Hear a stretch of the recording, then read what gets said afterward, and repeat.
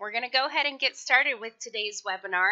We'll be talking about everything the ledger. So to begin, I'm just going to go ahead and click on Scheduler, and we've got a couple test patients on our schedule to work with today. We're going to start with Charlotte Bronte. Let's say she came in, and if I double click this appointment, I can see she's scheduled to have a root canal, or if you just take a look at the appointment, you can see root canal on number 5. We're going to go ahead and assume the doctor completed that transaction, and we're going to post that item from the schedule to the ledger. So I'm going to left click on the appointment to select it, right click for options, change the status to complete, and I do have the hotkey of F2. So the easier way to have done this is select the appointment and hit the F2 key. It opens up our post-appointment transaction screen. I'm going to go ahead and select what we completed today, change the provider if necessary, and go ahead and hit Post Selected Item. I do get an opportunity to create their next recall appointment. I'm going to skip that for now and hit Schedule Later, and it takes us through right to the ledger. Now, a lot of you may have customized your ledger already. Some of you may not be aware that you can customize your ledger and these little blue headers that we're looking at. So this is kind of the default that you start with as a new client of DentiMax. You have the date, the service, the name of the patient, code, description of the code, provider, tooth number, etc. So we do see insurance paid, patient paid, insurance adjustments, patient adjustments. Personally, I like to see my patient payment and patient adjustment next to each other, so I just click and drag that item where I'd like it to go. So keep in mind that you can reorder these based on what makes sense to you, just by clicking on the blue heading, holding your mouse down and dragging it, and you can see the little 2 arrows there. If I let go of my mouse, that means that that title, that heading is going to end up in that space. So I like those back over here. Another thing we're going to do is customize our view. In a lot of the list screens, you can actually see an option in the options menu that would be in here that says customize view. In the ledger screen, however, because we already had so many options here, we kind of hid that option to customize the view. And a lot of times offices like to set that and leave it as is, so different people in the office aren't changing it. So we kind of made it a little more hidden than on the other screens. If I want to customize this view, I'm going to right click and go to customize view anywhere here in the white space. And then the left hand side is what's available to see. The right hand side is what we're currently viewing. So you see date, name, account code, etc. I like to add insurance 1 paid and insurance 2 paid to this screen. I also like to add follow-up as an option, and I like to add claim number as an option to my screen. So once I have those options here on the right-hand side, I just move those over with the single arrow to the right. I just click OK, and now I've got some additional information that I can see right off the bat just looking at the patient's ledger. Now, just to explain really quickly what we're seeing, Insurance 1 and Insurance 2 paid have boxes in them that will be automatically checked as you post the insurance payment. If the payment has not been made yet by the insurance company, the box will be open, like in this case. That endodontic or root canal that we did today on number 5 obviously hasn't been paid yet because we just posted it, so the box is open. If they do not have insurance, the box will automatically be closed. So in this case, the patient does not have any secondary insurance, which we can see right up here at the top. So by default, that box is going to be checked. It's only open if you're waiting for a payment from the insurance company. So that explains these 2 boxes here. Moving over, we have a follow-up box. If I double click on one of these items, any one of them, I do see that I open up the charge detail for that code. You can manipulate the fee manually from here if you need to, or the tooth number or the provider, and edit those items. You can also go ahead and indicate this item needs to be followed up on. So you have just a little checkbox there that says follow up. When we save our changes, you can see right here now that item is indicated to be a follow-up item. We do have reports, and if I go up to reports and just type in the keyword of follow, we do find our follow-up detailed report. Now, if I'm going to run this, I have a couple options. I can print the report. If I just want to send it straight to the printer, I can preview it, or I can save it to a file on my desktop. If I just want to preview it by default, I just double click on it and it pulls it up. Now, here's a couple of patients on our follow-up report that you can see. The purpose of this report is to follow up with that insurance company and find out why they didn't pay you perhaps yet, if the claim is old, or if they paid you but they didn't pay you what you were expecting. This is a great report to run once a week and have a list of insurance companies that you need to call and follow up with rather than having a note sheet somewhere. Keep in mind you can use your task list under F12 and create a new task by right-clicking to remind yourself to run that follow-up report periodically. Okay, so that's our follow-up option. Also, we have claim number that I added right here at the end. That may not seem like a big deal to most people, but when you go to your claim screen, if you have to go there to pull up the claim, it makes it a lot easier to search via claim number here for whatever it is you're looking for.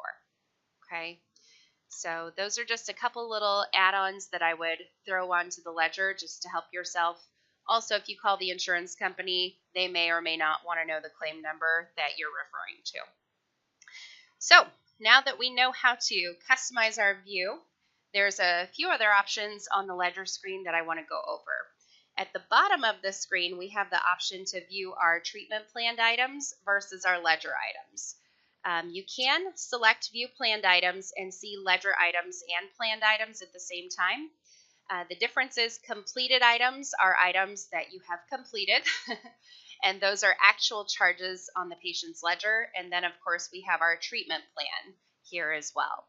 So I just want to point out that you're able to have both of those pulled up, or just toggle to only see the planned items. And then obviously most people are going to operate with just looking at ledger items. By viewing planned items, you can actually create a pre-authorization from here for the patient versus doing it from their chart. So I can go ahead to my options menu and click create pretreatment claim or create selected pretreatment claim if I've selected a couple of items out of this list.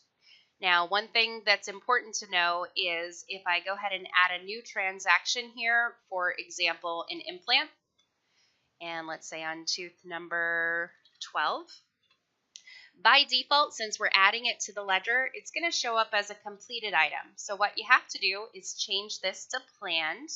Now it's a treatment planned item, and you want to go ahead and remove the date just by using your delete button from here. By deleting the date and making it a planned item, you can then create a pre-authorization that does not have a date attached to the transaction, which is really important when you're sending those pre-authorizations. Now, if I have more than one code to add, I don't want to hit save and then click new again. I want to click save and new. And that's actually going to remember that I am entering planned items without a date. So then I can just go ahead and plug in my next code and my tooth number and keep hitting save and new. Now, if this is the last item, I'm going to hit save changes. And now we've got a treatment plan for these two items that we can create a pre-authorization for. If you have any other questions about pre-authorizations from the ledger, please email us again at training@dentimax.com. So I just switched back to the ledger items, and in a few minutes after we have some payments posted, we're going to go back over this view option and the post date option. Okay, so we've got our charge here on the ledger. What's next is actually creating our claim. So I'm going to go over to my options menu and just click create claim. And we're going to go ahead and say yes to view the claim. And many of you might have been on one of my previous webinars and know that this claim form is interactive. So we can click and type on the claim form and add a narrative perhaps. We also have our NEA Fast Attach tab if you are partnering with NEA to send electronic attachments, and we're able to save that claim. So we're going to suppose that we sent that claim out, and now, of course, the patient's still standing in front of us. We want to go ahead and collect the patient's estimated portion. First of all, you may have advanced knowledge to where you've checked the insurance and you know the patient has already met their $50 deductible and they met it at another office this year. Right here, we don't have any history of them meeting their deductible with our office, so we want to go ahead and adjust this so that the computer calculates properly what the patient owes instead of assuming that they still need to pay that deductible. So I'm going to go over here to my options menu under transactions and click adjust deductible. When I click that, it lets me choose which type of deductible I'm adjusting. In this case, the patient only has a standard deductible that applies. Of course, that information is based on the insurance plan and how you set that up. So if they only have a standard deductible and they have met it, I'm going to go ahead and type in $50 of the 50 has been met, and I'm just going to click post. Now we can see that the computer is tracking 50 of 50 is met, and it went ahead and adjusted the patient's estimate due. The next thing you may be aware of is that the patient, since they met their deductible at another office, they've also used some money at another office. So we want to adjust what benefits they've used or adjust what's left available of their maximum. So again, I go to my options menu and find adjust benefits used. And let's say at a previous office, they have used $220 of their insurance. You can change the date if you'd like to, make that retroactive in the past. At this point, it doesn't matter since it's new information and it just kind of goes into the whole year. So I'm going to go ahead and hit post. And now we can see 220 has been used, plus we're estimating that the patient's going to use about $653 today out of their $2,000 maximum. All right, so up here at the top of the screen, we're showing that Charlotte Bronte is estimated to owe $174.85 out of her total balance of $931.75. We do show that she has Delta Dental of Arizona currently. We also can see that $931.75, part of that is $115 that's over 90 days past due. If I'm wondering where that dollar amount is coming from, all I have to do is look down the balance column here and see how much is owed per each item. So I can see these two items were posted on 7/16/15, and Insurance 1 has not paid those yet. Those charges are now over 1 year old, so the likelihood that we're going to get payment on those is pretty slim unless we sent out the claim and the insurance company did receive it, but they failed to process it for some reason. So we're going to pick up the phone and call the insurance company and make sure we find out what's going on with that. If it turns out those items were not insurable at that time and a claim was created and sent anyway, we can double click those items and we just want to indicate that we're not to bill the insurance for those items, or if it was okay to bill and that just isn't going to get paid, we can go ahead and mark that the payment is completed from the insurance company and save our changes. Now that dollar amount that is due from those two items are moving down from the insurance estimated portion to the patient's estimated portion. So we oftentimes get questions on how to make something the patient's portion if it's an insurance pending item. Well, the only way to do that is to say the insurance is no longer pending. So you either need to post the payment or do what I just did and tell the computer that those two items are completed by the insurance company. Okay. So moving forward, I can now see that the patient owes $278.35 out of the $931.75. Oftentimes we get to this moment and then the patient says, by the way, I have a new insurance plan. So we've already created their claim and we're ready to take their payment. We think we know what they owe, but this is based on that insurance company's fee schedule in this case. And you realize you've got to go back and start from scratch. So let's say that Charlotte tells us she has MetLife instead of Delta. What we're going to do is go ahead and click on Charlotte's name. So we go to her patient information screen. We're going to go to the insurance information tab and we're going to search for her MetLife plan. And perhaps this is her MetLife plan. We're just going to go ahead and select it. And just for the sake of making sure everything works out well, I'm going to click on MetLife, make sure the MetLife fee schedule is attached to the MetLife insurance plan, and it is. So we're going to close the screen and save our changes. Okay, so back on the ledger, you'll see that the insurance company has not changed. This is also a very common question that we get. I changed the insurance information on the patient information screen, but the ledger didn't change. So I still see the old insurance instead of the new insurance. The reason for that is these charges are all attached to a specific billing number. The billing number has a specific insurance associated with it. So our system is able to retain history of what insurance companies you've billed throughout the history of the patient, which is a great thing. You don't have to try and dig through their chart to find out what insurance they had last year. If they start saying, oh, I have my same insurance from last year, I switched back to that. So what we can do is deselect show all recent and open billings. So right now this is basically showing a combined view of the ledger of all of the different billings the patient may have. So I'm going to uncheck that box. And now we can see there's actually a billing number associated with this set of charges. So on 7/16/15, we can say that the patient did have Delta Dental of Arizona. And the current billing, which was from 7/27/16, today's date, I'm going to click on that one. And we see the root canal that's there, and it still shows Delta Dental of Arizona. This is the billing number that I want to change, number 695. So I want to make sure I'm looking at billing number 695 and go to my options menu and click View Billing Options. At the top, I can verify it's for billing number 695, and this is the date of that billing number. You can name the billing number if you'd like to. So if I want to know that this is the MetLife billing, I can go ahead and plug that in right there. Now, this is the most important step. We want to replace Delta Dental with MetLife. Of course, we don't want to search for MetLife all over again because we've already added it to the patient's information screen. So we have our easy button here on the left that says Fill Current Insurance. When I click that button, it's going to replace Delta Dental with whatever the patient's current insurance is from their patient information screen.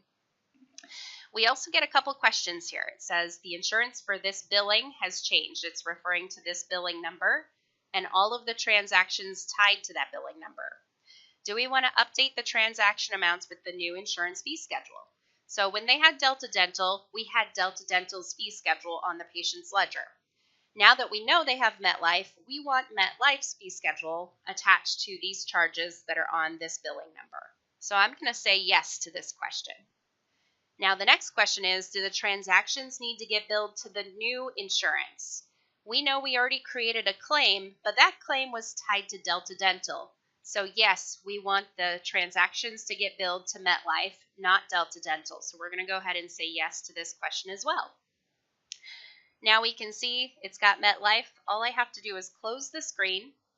And now we're back to looking at all billing numbers. At the same time, we can see a previous billing had Delta Dental. Their current billing, which is the furthest to the right, is MetLife.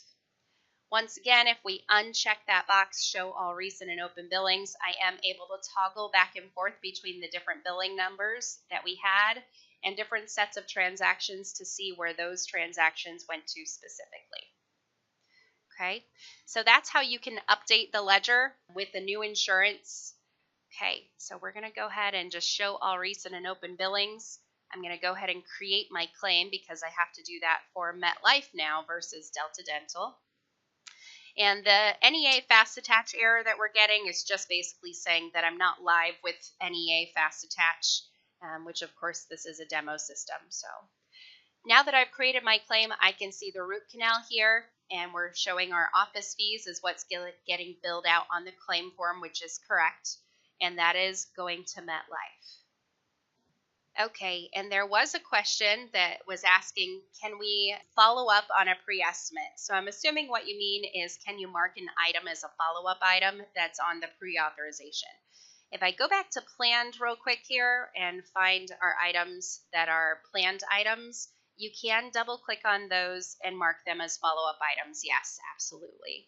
Another thing that's important to know is if you go to your claim screen and we look at any pending claims here, depending on your screen resolution, you may be able to see this top claim is gray. So that whole line is gray. Any gray items are pre-authorizations in the software. So you're able to go ahead and view those very easily just by looking for the color of the item. Another good indicator is when I select that item, we do have the option to mark the pre-authorization received. Versus a regular claim, you don't get that option. Okay, great question. And again, I'll be checking on questions periodically. If you guys have any, feel free to message them over. Okie dokie. So now that we've created our claim for MetLife instead of Delta Dental, we're going to go ahead and collect the patient's estimated portion. So real quickly here, I'm just going to close the screen and show you that if we had to get back to the patient's ledger, all I have to do is select the patient's appointment and click on ledger here at the top, and that easily takes me back to the patient ledger screen. So we've got our date of service, 7/27/16, for our root canal. We know that the patient has already met their deductible, and we added that there. That deductible was met for Delta, however, because that's the insurance they had when I added that the deductible was met. So if I want to indicate that the root canal deductible's been met for MetLife, perhaps at another office with MetLife, again, I'm just going to go to my options menu and adjust the deductible. Let's suppose they haven't, and we're just going to go ahead and collect that patient portion. We're showing the patient owes $287.06. Sometimes the patient will pay you more money than what you're estimating. Let's say Charlotte knows that she has more treatment coming. She has to have a crown done and a post and core buildup and maybe some other fillings. So she just says, I'm going to give you $500 today. You go ahead and apply it to my account, and I'll catch up with you as things start to wash out. What we're going to do is go to our options menu, and under enter a payment, click add patient payment and adjustment. Once I select that option, I do have the choice to choose how she's paying me. I'm going to go ahead and say she gave us a check, and that check number, we'll just throw something in there. If I wanted to know, again, what her estimated portion is, we do have it laid out here. This is her total account balance. And if she is only paying you her estimated portion or her total account balance, you have a couple easy buttons to use. Just click pay this amount next to the item that has the correct payment, and it'll automatically distribute that payment to each line item based on where the computer is estimating she owes it. So our accounting system is line item accounting. A lot of other dental software basically let you post charges to the account. They let you post payments and adjustments, but you're just throwing those onto the account at random. They're not actually linked to any specific charge. I don't know about you guys, but I've worked in some software where I had to figure out why the patient owed $12 for the last year. And I've had to print out a year's worth of transaction history, circle charges and circle payments and circle adjustments, and try and match them all up myself manually.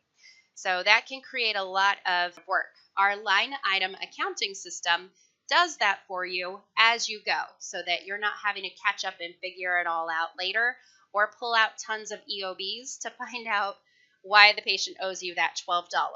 So that is the beauty of line item accounting, is that you're able to directly apply the payment towards the charge, which in this screen you can see each individual charge.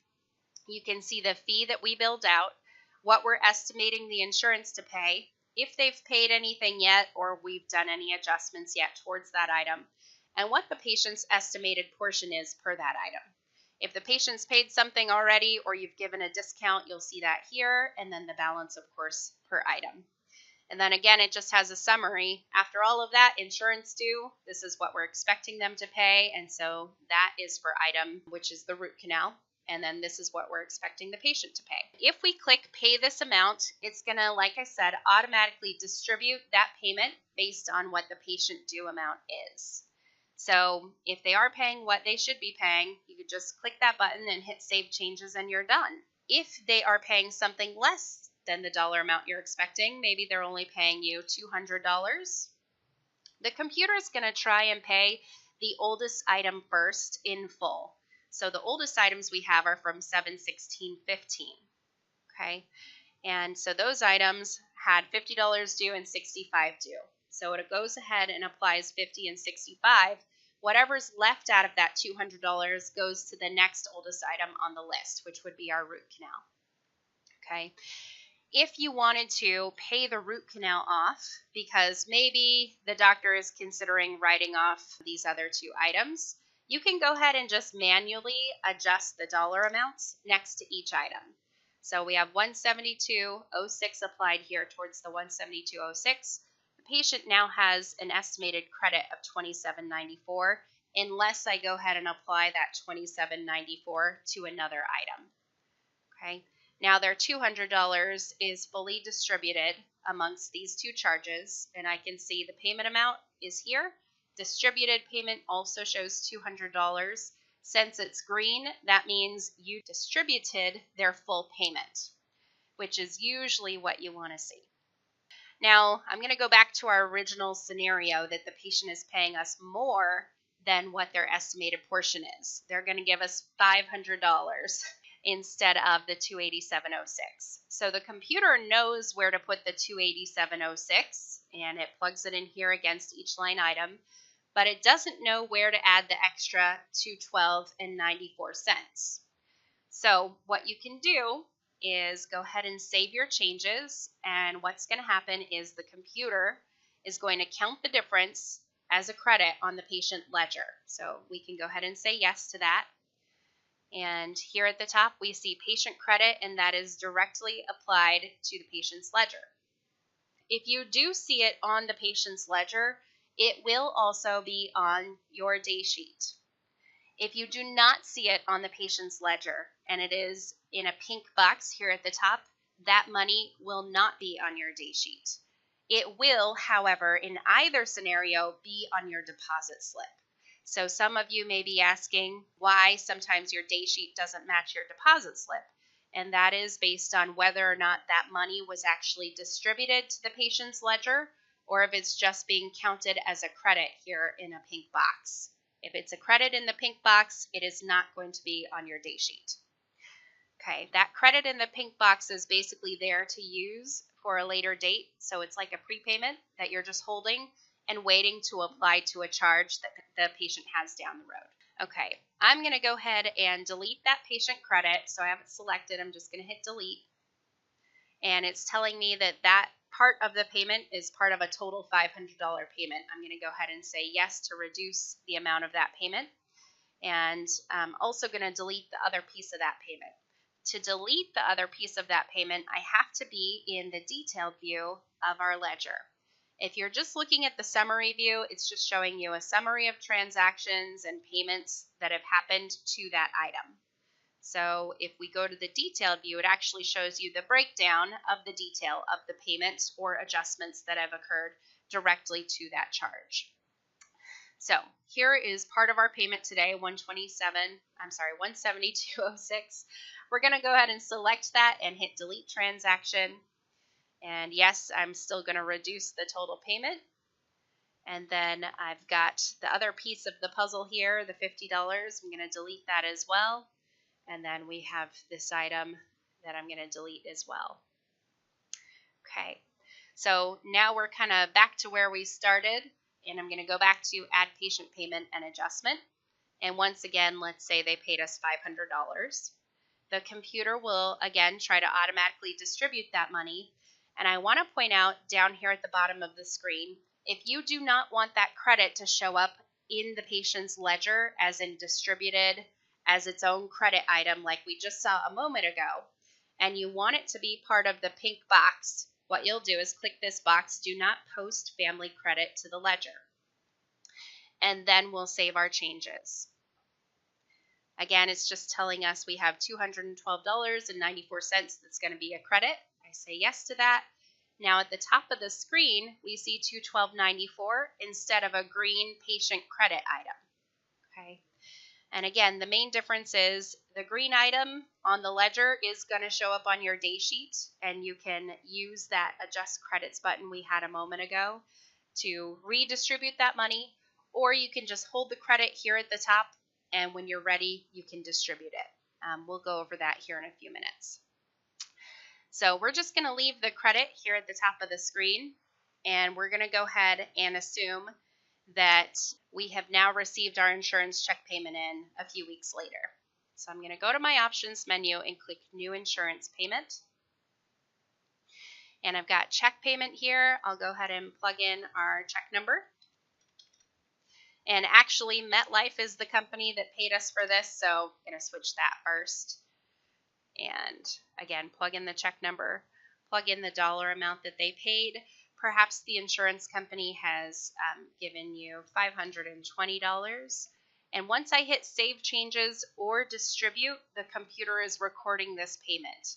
So if for some reason you are not able to completely distribute that payment to each transaction right now, just know that that payment is recorded and you're going to pick it up in the payment screen. Do not post it again.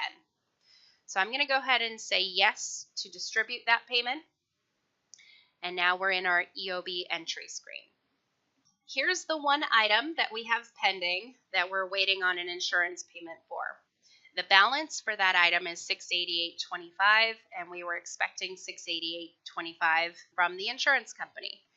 We're going to go ahead and say they paid us $520. So here, I'm just going to type in the $520. And we can go ahead and add an adjustment here of, let's say you have to do a write-off of $200. Okay. Now, because 520 plus 200 equals 720, $720 is more than what the balance on this item is. We get this pink box over here. It says we're going to be creating a credit on the account for this item. Because if the balance is $688 and you pay $720, obviously there's extra money there. That extra money, as we all know, belongs to the patient. They paid us more money than what we were expecting that they should have paid. So we do have the option here to decide how we want to handle the credit. So if we click Change Setting in this pink box, it shows us our options. We can either distribute the credit balance to other charges for the patient and the family, which means that money, the extra money that the patient paid, is going to get overflowed onto a different item, and you're going to see some adjustments there, taking the credit from that item and moving it to another item. You can make a debit adjustment to increase the total fee, which means maybe the insurance company paid you more because they actually have a larger allowance than what you thought they did or what you had in the computer. So let's say they allowed $720 for that item as a contracted amount instead of the estimated $688.25. So if you want to absorb that credit, you can make a debit adjustment to increase the total fee that you're billing, basically changing the dollar amount for that item. You have the option to do nothing also, which means the computer will not automatically apply any adjustments to the ledger, and then you can manually choose how to correct that ledger item because it's going to have a credit on it. So I'm going to go ahead and say do nothing, and I'll show you how to manually make those corrections. Most of you are probably familiar with the auto pay adjust codes where the computer makes adjustments for you. If not, and you need some help with that, again, please email us training@dentimax.com and we can help you with that. So I'm going to choose to do nothing and click OK. And a couple other options of this screen I want to go over. We do have the option of marking this item as a follow-up item if for some reason you knew you needed to follow up with the insurance company regarding the payment that they're making. You also have the option to update what the computer is tracking as the payment history for this charge. So if I click this little green dot, it's going to tell me that we were expecting $688.25 from the insurance. So we want to update that expected amount for this code to be $520 instead of the $688.25. If I say yes, it's going to change the history for this particular MetLife plan only and say anytime this code is billed out, we're expecting a $520 payment instead of $688.25. If this is the norm, we're going to say yes. If this is an unusual payment because of the patient maxing out of insurance or some sort of downgrade or loophole that is only pertaining to this patient, maybe a frequency limitation or something like that, you're going to want to say no. Or if this amount is different because of a deductible, also you're going to want to say no, because that's not a reflection of the true payment if there weren't a deductible applied. Okay, so we're going to just go ahead and say no and not update the insurance for now. And then you do have an option here to add a little ledger note to this item. So if there is something unusual that you're following up on, or you just want to add a note based on what the EOB says, just click inside this box next to that line item and say yes to create a billing note for this transaction. You do have a couple options in your system already for note codes, and you can choose claim printed, statement note, or statement printed. If ever there's something that I want to customize, I just choose note, and then whatever you type into the description is what you will see on the ledger, and also what you can choose to have print out on the patient's statement. So perhaps I'm going to add a little note, insurance maxed out, or something like that. And we can save our changes. Now we actually have a ledger note tied to that specific code. I'm going to go ahead and click Post Payments and Close, but I just want to point out you have a couple other options here. If you want to show previously paid transactions or show transactions another insurance company has paid, you can go ahead and check those boxes, and you'll be able to pull up other items that have been marked as paid from another insurance plan or that were previously paid. And we'll go ahead and close our screen. Now back on the ledger, we see our charge once again. We see our patient check payment, or part of it anyway.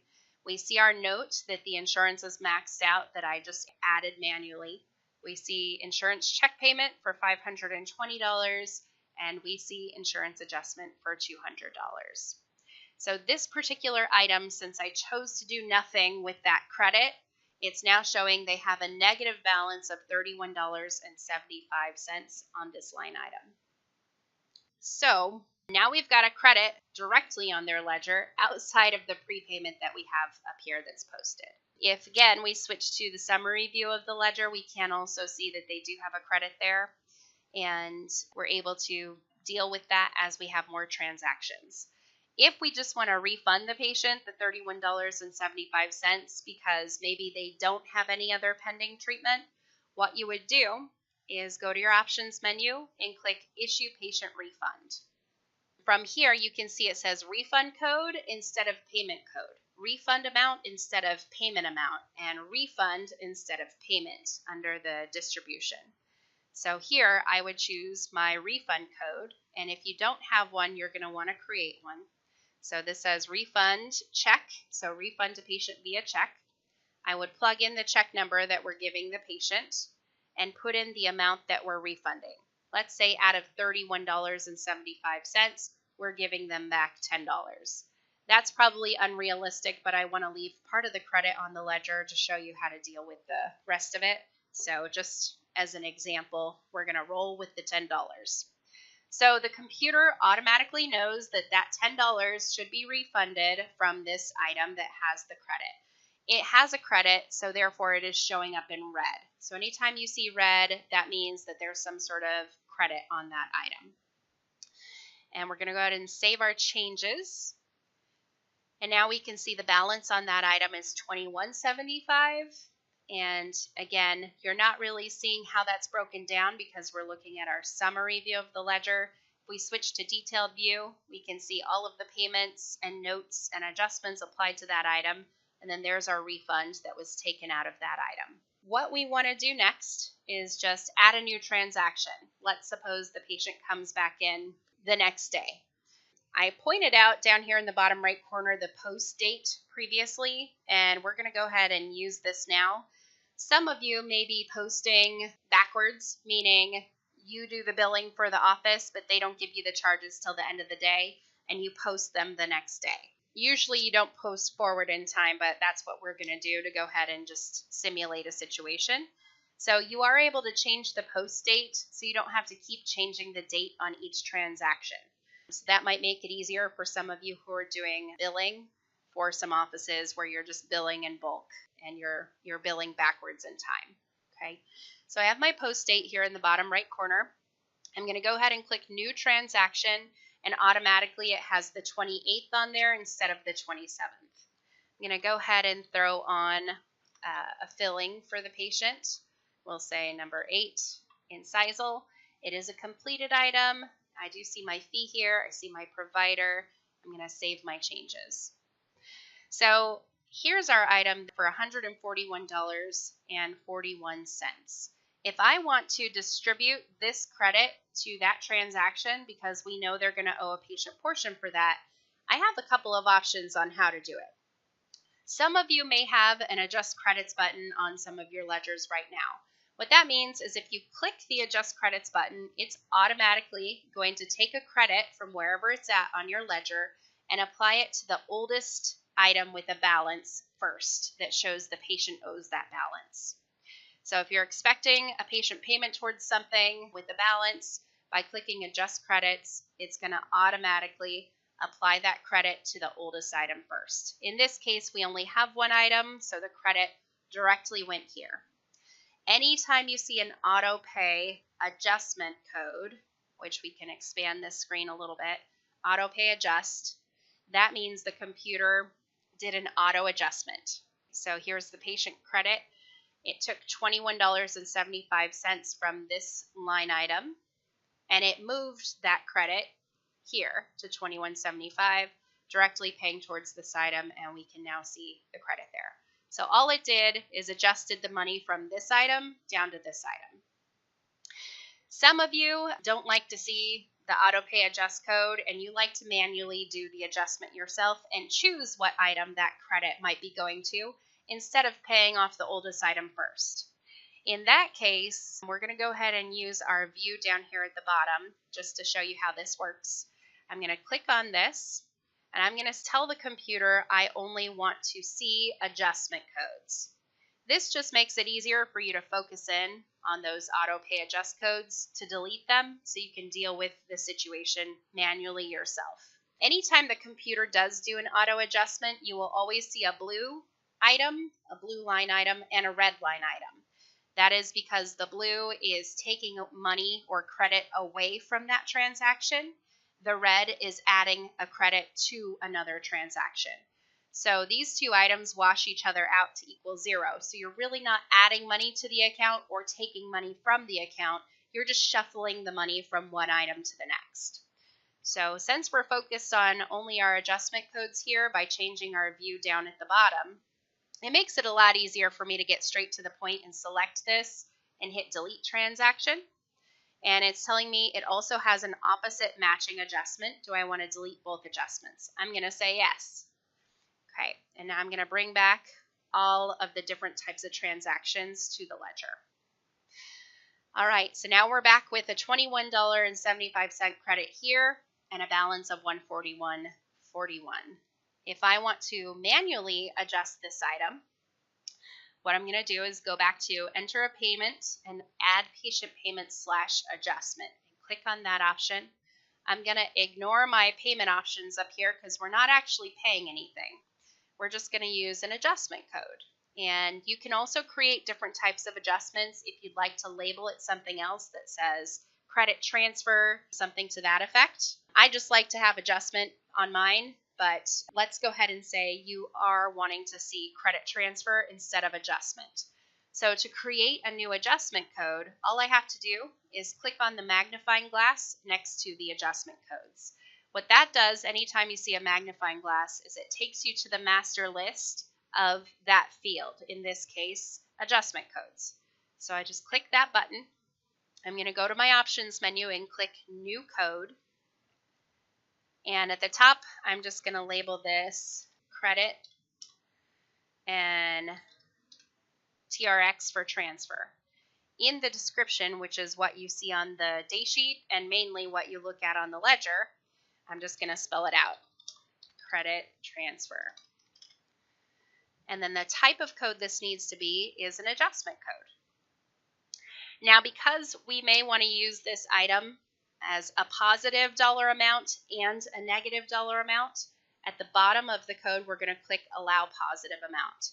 Adjustments by default are going to be negative, which means they're going to be credits by default.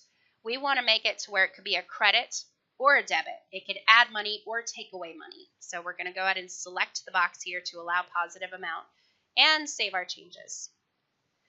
Now that I've added the new code in our drop-down menu, we have credit transfer. And then here we have our credit, $21.75, and here we have the only item that has a balance, okay, of $28.28 is the patient's estimated portion of the $141.41. So because this is a negative, in the adjustment column, I'm going to type positive 21.75. And then again, remember, by default, adjustment codes are negative, so that's why I added a positive there. And here, I'm just going to type 21.75 without a positive or negative because it'll automatically be negative. Plus 21.75, and you add that to minus 21.75 equals 0. So we're not adding money to the account or taking money from the account. We're actually adding money to a specific charge and taking it from another charge. So we're just shuffling money around here manually. Then all I need to do is save my changes. And here we have our credit transfer code. We took 21.75 from here and added it here. The main difference is this is a different type of code. So this should tell you someone manually added that adjustment instead of the auto adjust code that was there before. Can you enter a note from another screen? So that was one of the questions we've got. So you have just the two options to add a ledger note to a specific item. One is when you're posting the EOB and you have that little box that you can click on. Your other option is to add a ledger note directly from the ledger. So that's a really good question. If I wanted to, let's say, add another note about this resin composite regarding the credit transfer, what I can do is select the transaction I want to add a note to, go to my options and click Add Ledger Note. And then here, again, you have your different note codes that are available. I might create a new note code so I don't have to keep adding it on the fly. I can just have it as a standing note code. So I'm going to click my magnifying glass, click New Code from my Options menu. And here at the top, just put in a code and a description. The type of code you want it to be is a note code, of course, so that it shows up in the right drop-down menu when you go to choose it. So let's just say, for example, we're going to add a note code that says insurance downgraded procedure. That may not apply to this given transaction, but just we're doing an example here. So the code I'm creating is downgrade, and I'm going to save my changes. Now, if I want to use that as a default note, I can just select it, choose to print that on the statement, and save my changes.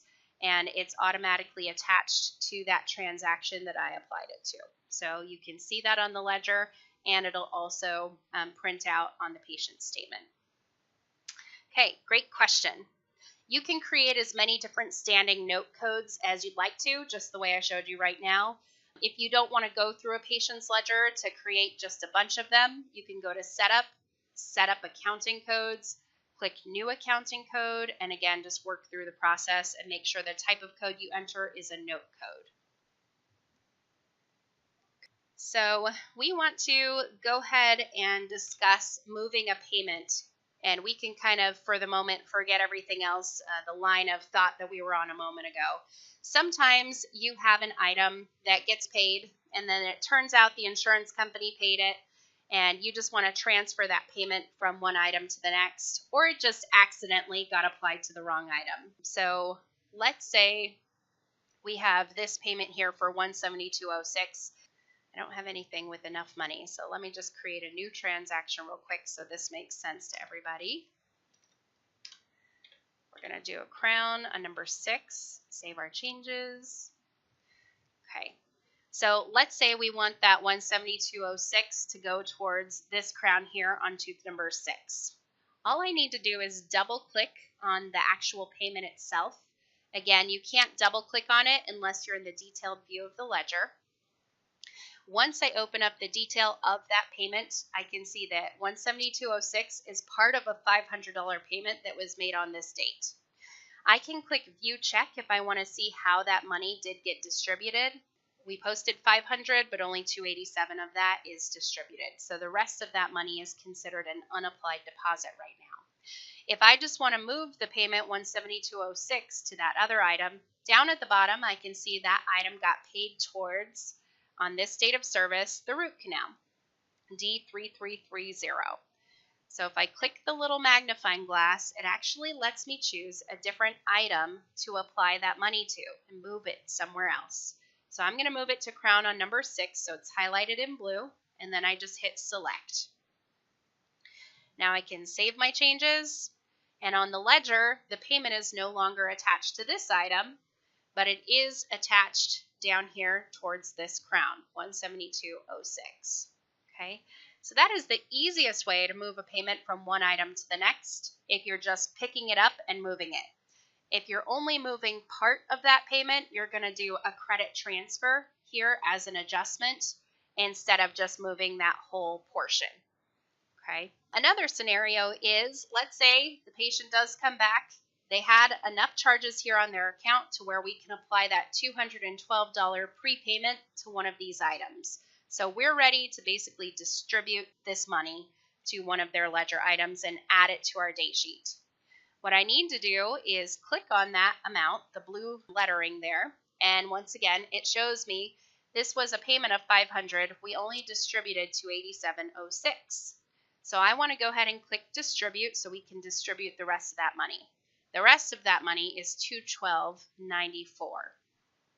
The computer is going to automatically try and distribute that payment based on where it thinks it should go, again paying off the oldest item first, which is from 7/27 instead of the charges on 7/28. If I do want to manipulate where the payment goes, again, I can just click in the boxes and make my changes directly on the ledger. Let's say I want that whole credit to go towards that crown on number 6 that we just posted.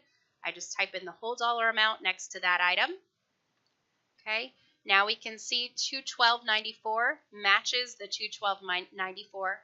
This dollar amount is in green, so green means you're good to go. You can go ahead and save your changes. Now we can see 500 of the 500 is posted. We can close the screen. And now that $212.94 is no longer a prepayment up here at the top of the screen. And once again, we can see that right here, directly attached to this item. Now, I made a boo-boo and did not change my payment code. I left it as refund. The computer will automatically retain the history of whatever the last type of code is that you used. So, if you want to adjust that and have the proper code, because this was obviously not a refund, this is a payment, you double-click that item and just change the code right here. And that was patient check payment. And we just save our changes, and now I've edited the description on that item. One of the questions I got is, how do I void a payment? It really depends on your office and what security clearance you have. If you posted a payment and you just did it badly, you put in the wrong check number, you put in the wrong dollar amount, you didn't distribute it yet, you just want to start over, you have to be in the detailed view of the ledger in order to select that item and delete it. So we're in the detailed view already. We're just going to select one of these items and you hit delete transaction. That gets rid of it altogether. If you don't have the security clearance to be deleting payments, or you don't want to delete the payment and you simply want to adjust it and show it as a refund or something like that, you're going to go over here to enter a payment and add a patient payment and adjustment and use your adjustment codes and decide what you're going to do with it. So, if you have a specific scenario that you want to run through with us, because it really depends on the situation as to how you handle that payment, please, again, shoot us an email to training@dentimax.com and we can talk about that a little more in depth. Okay, next question is, I need to send a statement note to the patient. So I showed you how to attach the add ledger note to a specific item. If you want that to show up on the statement, just make sure that inside that note code, when you're applying it, that you click print on statement. Whatever is here in the description is what's going to print out for the patient. So sometimes there may be occasion where it's just too much to add a whole big paragraph to this space, which it is. You can select the item and add a ledger note. Just choose the note option and put, please call the office to discuss perhaps.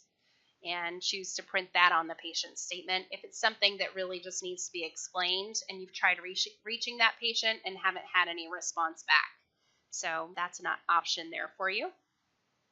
And looks like we've got another question here. We only need to send 2016 statements to the patient, not 2015 history on the ledger. How can we isolate only 2016? Okay, now that's a really good question. The statements by default are going to print anything where there's a balance. So it doesn't matter that this was in 2015. If they had a balance from 2015, when you choose print statement, it's going to print out because you want to try and collect all of the patient's money, not just the money from this year. So the purpose of the statement is to collect money. Now, if you only want to print out charges for a certain date range and payments in a certain date range, what you're going to do is click Print Ledger. A lot of offices use this option for the purpose of giving the patient like a tax statement. The ledger is the only option that will let you choose a date range. So I can just say January 2015 through December 2015. Click OK, and here's the only charges and payments attached to it that occurred in 2015. Now, this is showing a total balance, and that is the total balance on their current account, not the total balance for that date range. So keep that in mind. You never want to mislead the patient into thinking that they didn't owe you money for that date range if they do, in fact, have a balance on their account right now. So that's the reason that the total account balance will show up on that ledger as well. So that, again, you're saying you still have a balance. Here's what happened in that date range, but this is what's current.